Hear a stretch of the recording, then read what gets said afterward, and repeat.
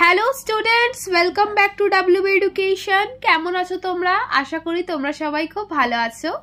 আজকের এই ভিডিওতে আমরা সপ্তম শ্রেণীর যে বাংলা টেক্সট বই আছে সেখানে মৃদুল দাশগুপ্তের লেখা আঁকা লেখা এই যে কবিতাটা আছে সেখান থেকে তোমাদের বইয়ে যে অনুশীলনীগুলো দেয়া হয়েছে সেগুলো কিন্তু সম্পূর্ণ আলোচনা করব। প্রথমেই আছে দেখো, পিটপিটে চোখ শব্দটির মানে যে চোখ পিটপিট করে তাকায়। এরকম আরো 5টি শব্দ তৈরি করো। একটি করে দেয়া হলো, যেমন এখানে আছে কুড়মুড়ে চানাচুর। তো এরকম আমরা আর কি লিখতে পারি? ঝুরঝুরে আলু ভাজা, গরম গরম লুচি, ঝিরঝিরে বৃষ্টি, তরতাজা শিশু, টক ঝাল ফুচকা। ঠিক আছে, নেক্সট দেখো, ঠিক বানানটি বেছে নাও।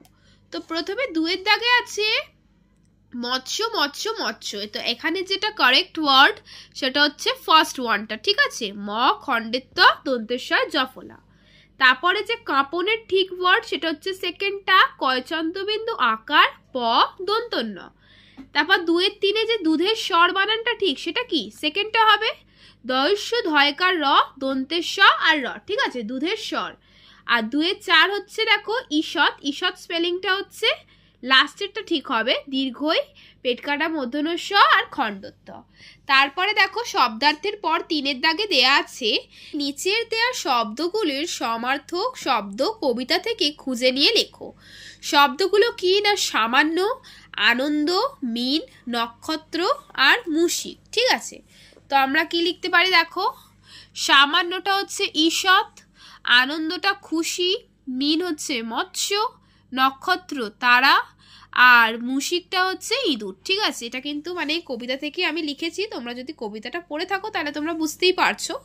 এবার 4 এর দাগে আছে কম্পন শব্দ থেকে এসেছে কাপন শব্দটি, অর্থাৎ ময়পয় যুক্তাক্ষরটি ভেঙে যাচ্ছে। হারিয়ে যাওয়া ম আগের ধ্বনিটিকে আনুনাসিক করে তুলেছে এবং একটি নতুন আ ধ্বনি চলে আসছে। এই নিয়মটি মেনে রেখে নিচের ছকটি সম্পূর্ণ করো। নিচের ছকটাকে দেখে নাও। তো এটা তোমরা দেখো এভাবে লিখবে। এখানে বইতে দেওয়া আছে চন্দ্র, তোমরা লিখবে চাঁদ। বইতে আছে হচ্ছে দেখো চম্পা, ঠিক আছে, তোমরা লিখবে চাপা। তারপর দেখো বইতে আছে ঝাঁপ, তোমরা লিখবে ঝম্প। তারপরে আছে বইতে ষণ্ড, তোমরা লিখবে ষাঁড়। আর বইতে আছে অঙ্ক, তোমরা লিখবে আঁকো। ঠিক আছে, আমার না একটুখানি সাজাতে মিস্টেক হয়ে গেছে, মানে পরপর আমি ঠিক করে সাজাতে পারিনি, কিন্তু তোমরা আশা করি স্টুডেন্টস দেখে বুঝতে পারছো। এইবারে দেখো 5 এর দাগে আছে একসঙ্গে অনেক প্রজাপতি থাকলে আমরা বলি প্রজাপতির ঝাঁক। এইভাবে আর কি কি শব্দ তৈরি করা যায়? শব্দঝুড়ি থেকে শব্দ নিয়ে নিচের শূন্যস্থানগুলি পূরণ করে দেখো। তো দেখো 5 এর একটা হবে ভেড়ার পাল, 5 এর 2 কই মাছের ঝাঁক, 5 এর 3 হচ্ছে হস্তি জুত, 5 এর 4 হচ্ছে নৌকার বহর, 5 এর 5 হচ্ছে সুপারি গাছের সারি, আর 5 এর 6 হচ্ছে ছাত্রদের দল। ঠিক আছে, তাহলে আবার বলে দিই, প্রথমটা হচ্ছে ভেড়ার পাল, সেকেন্ডটা হচ্ছে কই মাছের হচ্ছে ঝাঁক, হস্তি জুথো নৌকার বহর, সুপারি গাছের সারি আর ছাত্রদের দল। 6 এর দাগে আছে নিচের বিশেষ্যগুলির বিশেষণের রূপ লেখো। রং, চিত্র, মাঠ, লেখা আর পুলক। তো তোমরা এভাবে লিখবে, রংটা হচ্ছে রঙিন, চিত্রটা হচ্ছে চিত্রিত, লেখাটা হচ্ছে লিখিত, মাঠ হচ্ছে মেঠো, পুলক হচ্ছে পুলকিত। 7 এর দাগে আছে নিচের বিশেষণগুলির পরে উপযুক্ত বিশেষ্য বসিয়ে বাক্য রচনা করো। ফার্স্ট হচ্ছে ঈষৎ। তো ঈষতের যে উপযুক্ত বিশেষ্য সেটা হচ্ছে কাপন। ঠিক আছে, তো তোমরা লিখবে বাতাসে ঈষৎ কাপন লাগলে তাস দিয়ে বানানো ঘর ভেঙে যায়। ঠিক আছে, তাস মানে তো বুঝতেই পারছো কার্ডসগুলোর কথা বলছি আমি। আর নিচে আছে পরম। ঠিক আছে, তা পরম পুলক, আমার দাদা চাকরি পাওয়ায় পরম পুলকে আমার বুকটা ভরে গেল। ঠিক আছে, তারপর আছে বেজায়। তো বেজায়টা তোমরা লিখবে খুশি, অতিরিক্ত গরমের জন্য ছুটি পেয়ে ছাত্রছাত্রীরা বেজায় খুশি। নেক্সট হচ্ছে নীল। তো নীল রং, আকাশের নীল রং আমার ভীষণ প্রিয়। তারপর হচ্ছে পিটপিটে। তো এখানে হবে পিটপিটে চোখ, পিটপিটে চোখে ছোট্ট বাচ্চাটি কেমন তাকিয়ে আছে দেখো। 7 এর 6 হচ্ছে দেখো গোপন। ঠিক আছে, তো গোপন বাসনা, সবসময় সবাইকে গোপন বাসনা জানানো উচিত নয়। এবারে 8 দাগে আছে বিপরীতার্থক শব্দ লেখো। তো এখানে আমরা লিখব, দেখো, গোপনের বিপরীতার্থক শব্দ অর্থাৎ বিপরীত শব্দ হচ্ছে প্রকাশ করা, গোপন রাখা, প্রকাশ করা। খুশির কষ্ট, পুরুটা হচ্ছে সরু, পুরু মানে মোটা, সরু মানে পাতলা। ঈষৎ বেশি, ঝগড়া বন্ধুত্ব। ঠিক আছে, এবারে দেখো 9 দাগে আছে বাক্য বাড়াও। 9-1 আমি যখন আঁকি কি কিভাবে। তোমরা এভাবে লিখবে, আমি যখন ছবি আঁকি খেয়াল খুশি ভাবে। নেক্সট হচ্ছে চাঁদের দুধের স্বর জমে যায়, কোথায় কেমন। লিখবে পূব আকাশে চাঁদের দুধের স্বর জমে যায়, অথবা পূব আকাশে পুরু হয়ে চাঁদের দুধের স্বর জমে যায়। ঠিক আছে, দুটোই কিন্তু লিখবে না, যে কোনো একটা লিখবে। আমি তোমাদেরকে দুটো দিয়েছি, যার যেটা মনে হবে সে সেটা লিখবে। 9-3 পিটপিটে চোখ দেখছে চেয়ে, কে কোথা থেকে। তোমরা এখানে লিখবে পিটপিটে চোখে দেখছে চেয়ে বিড়াল, অথবা গর্ত থেকে ইঁদুর পিটপিটে চোখে দেখছে। ঠিক আছে। 9-4 ছড়া লেখা শুরু, কার আর কখন। তো এখানে তোমরা লিখবে, দেখো, কবির ছড়া লেখা শুরু সেই ছোট্টবেলা থেকে।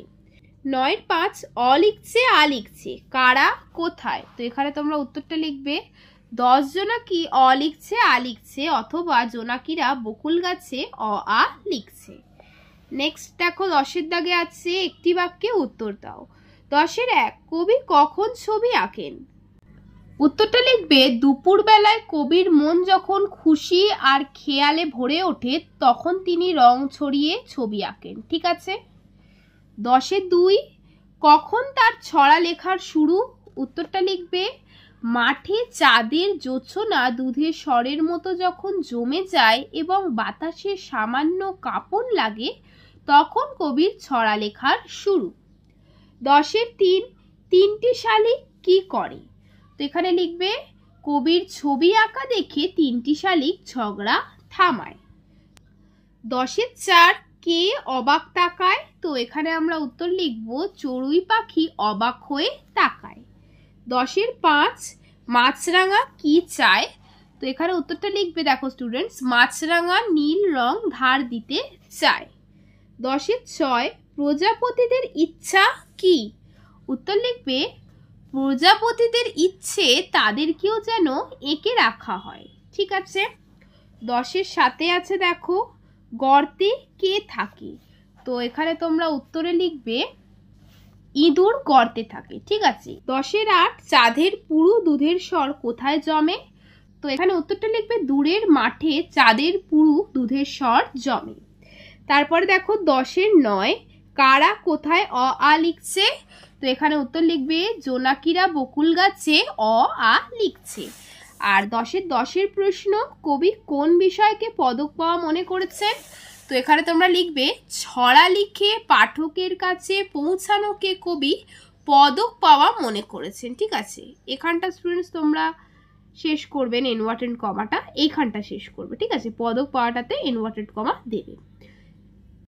11 দাগে আছে 2-3টি বাক্যে উত্তর দাও। 11-1 কবি যখন ছড়া লিখতে শুরু করেন তখন চারপাশের প্রকৃতিতে কি কি পরিবর্তন ঘটে।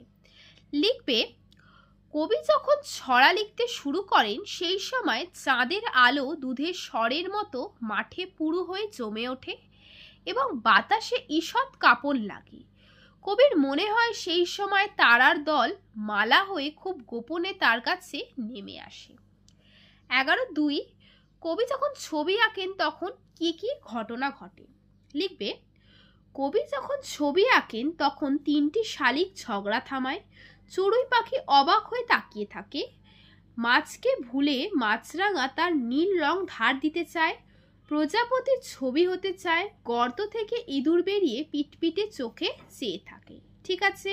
11-3 তিনটি শালিক ঝগড়া থামায়। কোন কবির কোন কবিতায় এমন 3 শালিকের প্রসঙ্গ অন্যভাবে আছে। উত্তর লিখবে তিনটি শালিকের ঝগড়া আছে রবীন্দ্রনাথের কবিতায় সহজ পাঠ 2য় ভাগের 9ম পাঠে। সেখানে 3টি শালিকের রান্নাঘরের চালে ঝগড়া করার উল্লেখ আছে। তারপরে দেখো এখানে লাইনটা লিখবে 3টি শালিক ঝগড়া করে। তোমরা যদি স্টুডেন্টস ক্লাস 2-এ পড়ে থাকো সহজ পাঠ, তো তোমাদের মনেই আছে যে 3টি শালিক ঝগড়া করে রান্নাঘরের চালে, এই কবিতাটা তোমরা পড়েছো। এবারে দেখো নেক্সট আছে, মাছরাঙা পাখি কেমন দেখতে সে মৎস্য ভুলে যায় কেন। উত্তরটা লিখবে, মাছরাঙা পাখির চোখ তীক্ষ্ণ, ক্ষুরধার, লম্বা ঠোঁট এবং গায়ে নীল হলুদ ডোরা কাটা। কবি মৃদুল দাশগুপ্তের ছবি আঁকা দেখে সে মৎস্য ভুলে যায়, অর্থাৎ মাছ ধরা ভুলে যায়। ঠিক আছে। 11-5 রং তুলিরা বেজায় খুশি আজ দুপুরে আমায় পেয়ে। কবির এমন বক্তব্যের কারণ কি। উত্তরটা লিখবে, শিল্পী ছবি আঁকেন রং এবং তুলি দিয়ে, তাতে রং তুলিরাও যেন জীবন্ত হয়ে উঠেছে।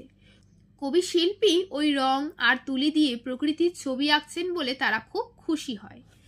আর 11-6 অ লিখছে আ লিখছে, কারা কিভাবে এমন লিখছে তাদের দেখে কি মনে হচ্ছে। উত্তরটা লিখবে, 10টি জোনাকি উড়ে উড়ে তাদের আলো দিয়ে অ আ লিখছে, জোনাকিদের দেখে মনে হয় তারা খুবই খুশি। ঠিক আছে। 12 দাগে আছে নিজের ভাষায় উত্তর লেখো। 12 দাগের 1-এর প্রশ্ন, এই ছড়াতেই আজ আমাকে তোমার কাছে আনলো হাওয়া, কাকে উদ্দেশ্য করে কবি একথা বলেছেন। কবির আঁকা এবং লেখার সঙ্গে এই মানুষটির উপস্থিতির সম্পর্ক এবং গুরুত্ব বিচার করো। উত্তরটা লিখবে, কবি মৃদুল দাশগুপ্ত এখানে তার কবিতার পাঠক বিশেষ শিশু কিশোরদের উদ্দেশ্য করে একথা বলেছেন। যখন মাঠ ভরে ওঠে দুধের স্বরের মতো জ্যোৎস্নায়, বাতাসে লাগে মৃদু কাঁপন, তখন কবির ছড়া লেখা শুরু হয়। ঠিক এই সময় তারার মালা আকাশ থেকে নেমে আসে গোপনে এবং নিঃশব্দে, আর জোনাকিরা বকুল গাছে তাদের ক্ষুদ্র আলো দিয়ে লেখে অ আ। কবি অনুভব করেছেন এই হাওয়াই তাকে ছড়ার মাধ্যমে পাঠকদের সঙ্গে মিলিয়ে দিচ্ছে।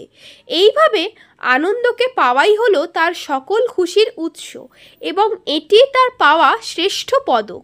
কেবল লেখা নয়, ছবি আঁকার সময়ও কবি একই রকম আনন্দ পান, তাই তিনি খুশখেয়ালে ছবি আঁকেন।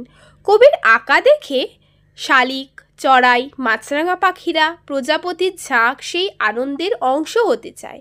গর্তের ইঁদুরও চোখ পিটপিট করে কবির দিকে চেয়ে থাকে। আনন্দিত হয়ে ওঠে রং আর তুলি।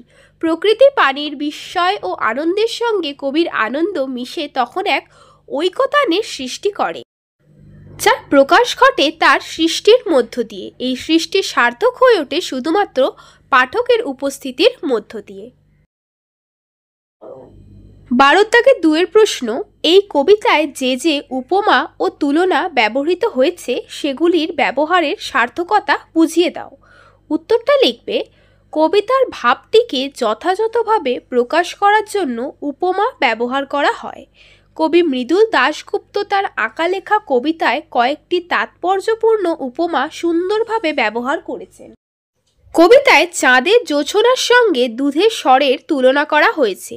তারকাপুঞ্জকে বলা হয়েছে তারার মালা। খুদে পাঠকের সঙ্গে একাত্ম হওয়ার পরম আনন্দকে পদক পাওয়ার সঙ্গে তুলনা করে কবি এখানে তার কবিতায় চমৎকারিত্ব এনেছেন। এই রকম যথাযথ উপমা প্রয়োগই কবিতাটির সৌন্দর্য বাড়িয়ে দিয়েছে। এই সব তুলনা এবং উপমা ব্যবহারে কবিতাটিকে সমৃদ্ধ করেছে। 12-3 প্রশ্ন দেখো, ছবি আঁকা, ছড়া অথবা কবিতা লেখার মধ্যে তুমি নিজে কোনটা কেন বেশি পছন্দ করো তা লেখো। তাহলে উত্তরটা লিখবে, আমি কবিতা লেখাকে বেশি পছন্দ করি, কারণ কবিতা লেখার সঙ্গে আমার প্রাণের সংযোগ। কবিতার মধ্যে নিজের অনুভূতিকে প্রকাশ করা যায়। এই অনুভূতির মধ্যে ধরা পড়ে মনের নানা ছবি। এই ছবি হলো প্রকৃতির নানা অনুষঙ্গ। আসলে প্রকৃতির নানা অনুষঙ্গের সঙ্গে মিশে যায় মন। বাস্তবের নানা উপকরণের সঙ্গে অন্তঃপ্রকৃতি মিলে গিয়ে একটি নতুন সুর, নতুন ছন্দ সৃষ্টি হয়, যা আমার মনকে আনন্দ দেয়। তাই আমার কবিতা লিখতে অনেক বেশি ভালো লাগে। এটা কিন্তু যাদের কবিতা ভাল লাগছে তারা লিখছে, এবারে যাদের আঁকতে ভাল লাগে তারা এটা লিখবে। আমি নিজে ছবি আঁকাকে বেশি পছন্দ করি, কারণ কবিতা লেখার মতো কাল্পনিক শক্তি এবং বাংলা ভাষার ওপর দখল এখনও আমার নেই। তাছাড়া কবিতায় ব্যবহৃত ছন্দের নিয়মও আমি ঠিক বুঝতে পারি না। সে কারণে যথাযথ শব্দ, ছন্দ, অলঙ্কার, উপমা প্রয়োগ করে এখনও একটি কবিতা আমি লিখে উঠতে পারিনি। তার চেয়ে ছবি এঁকে নিজের মনের ভাব প্রকাশ করতেই আমার সুবিধা হয়। চারপাশের প্রকৃতি আমাকে ছবি আঁকায় দারুণভাবে উদ্বুদ্ধ করে।